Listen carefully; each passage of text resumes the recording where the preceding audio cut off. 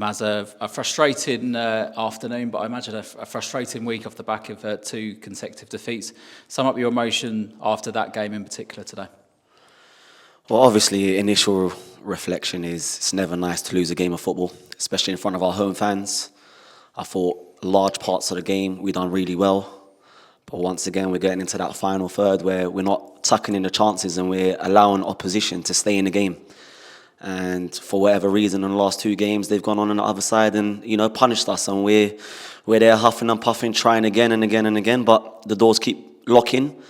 We have to have a hard look at ourselves. Personally, I think the boys are doing everything right from box to box, but it's just those fine margins that are letting us down at the moment, and we need to regroup. It's 4 games in. It's not all doom and gloom, but the positivity out of it is we are creating the chances. It's now putting it in the back of the net. And that's, from a coaching point of view, I'm trying to be positive. We are creating those chances. It's now, like I said, finding that ruthless edge that will, give us a bit of breathing space in the game rather than always, looking over our shoulder and defending and hoping that they're not doing anything with their attacks and, us not really taking our chances on the other end. Was it pleasing to go in level at half-time because of on the balance of play, the chances we had first half, we should have certainly been 1 or 2 ahead. But to go in at half time through Kyle scoring from the corner, was that a chance to reset? Yeah, definitely. I mean, we spoke to the boys at half time. It was a great response considering another cheap, silly foul in our box and conceded a penalty. We'll look at that again on the video and see the fine details of who's doing what and what we could have done better.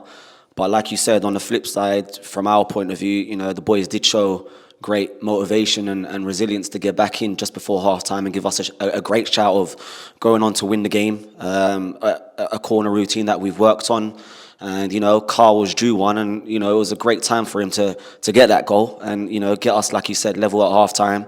We tweaked 1 or 2 things at half-time and we did look like we was on the front foot creating chances in the second half. But once again, like I said, we need to be ruthless in both boxes, have that mean streak about us. Otherwise, at this level, you get punished.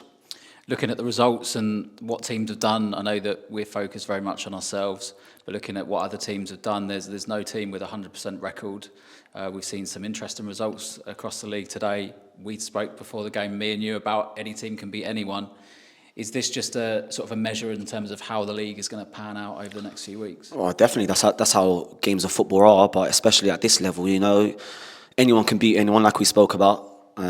Every team has their strength. Every team can be exploited in certain ways, But fair play to the gaffer and the management team.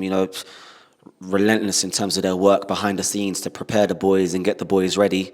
In this occasion, it hasn't worked out, but I'm pretty sure with our style of play and how we like to play, we'll get more 3 points than not playing like that. And to be fair, that's probably not the best that we've played. You got to see it in hindsight, a lot of injuries, a lot of key bodies missing. But that's why we've got a squad. We trust them as management to come in and fill in the void, and keep up to speed at this level. Because, like we said, National League football, anyone can beat anyone. I don't really like to look at other teams, and especially this early on in the season, you really get a feel of it after 10 games. Like we said, we're only 4 games in.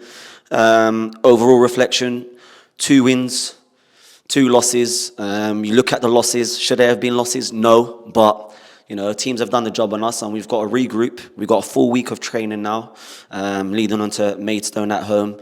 Back-to-back home games. I've spoken to the boys in there. This stadium here needs to be a fortress this year, and anything we pick up, and we will pick up away from home, it's more than just a bonus, and we kickstart that push. But, we're confident.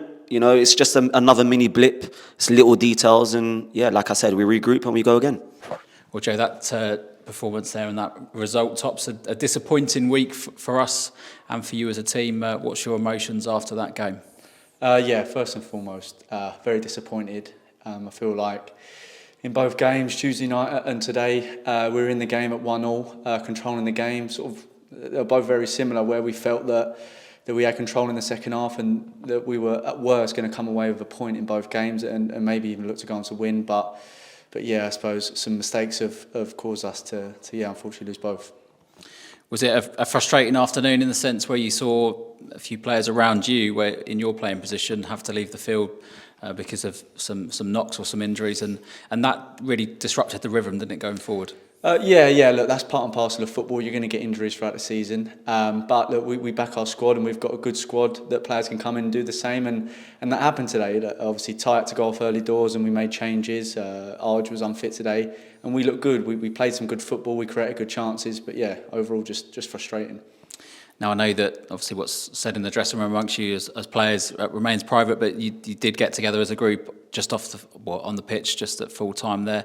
What was the key message of those discussions? I think the main thing is just to believe in the process. This has all started from day one of pre-season. We believe in what we've been working on, what we've been doing, and we know that it's going to come good. So as long as we stick to what we know, keep the belief, and keep our confidence when we're playing, that we know will come good. And lastly, Tuesday, Thursday training, there's not game in the week, so is this the perfect opportunity to maybe have a look at Farnborough, have a look at this game, and maybe tweak some things going forward? Yeah, exactly. Look, first and foremost, I think we want to recover well. Obviously, the boys injured will. Hopefully that gives them a bit of time to get back, rehab, and look, we'll reflect on things that we did well and things we could do better. And full steam ahead for Maidstone next weekend, and hopefully we can put it right.